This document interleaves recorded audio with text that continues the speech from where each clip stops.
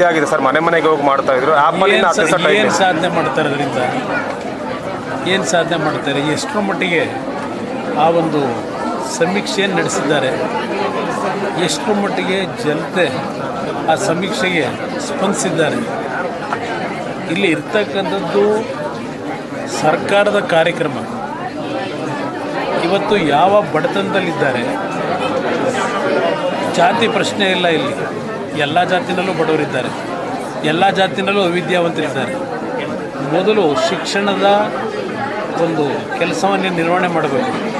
ಇವತ್ತು ಯಾವುದೋ ಒಂದು ಪತ್ರಿಕೆಯಲ್ಲಿ ನೋಡ್ತಾ ಇದ್ದೆ, 63,000 ಶಿಕ್ಷಕರ ಕೊರತೆ ಇದೆ ಅಂತ ಹೇಳಿ.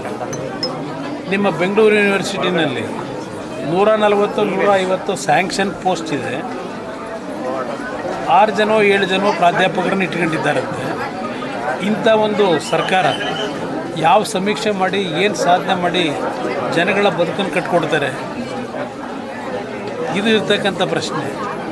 ಸರ್ಕಾರದಲ್ಲಿ ಹಲವಾರು ಲೋಪದೋಷಗಳನ್ನ ಇಟ್ಕೊಂಡು ಈ ಸಮೀಕ್ಷೆಗೆ ದೊಡ್ಡ ಮಟ್ಟದಲ್ಲಿ ಪ್ರಚಾರ ಮಾಡ್ಕೊಂಡು, ಅದು ಸಿದ್ದರಾಮಯ್ಯರ ಸಮೀಕ್ಷೆ, ಅದು ನನ್ನ ಅಭಿಪ್ರಾಯದಲ್ಲಿ ಅವರ ಒಂದು ಕೆಲವು ಹಿಡನ್ ಅಜೆಂಡಾಗಳಿಗೆ ಮಾಡ್ಕೊಂಡಿರ್ತಕ್ಕಂಥ ಸಮೀಕ್ಷೆ. ಅದು ನಾಡಿನ ಜನತೆಯ ಉದ್ಧಾರಕ್ಕೆ ಮಾಡಿರ್ತಕ್ಕಂಥ ಸಮೀಕ್ಷೆ ಅಲ್ಲ.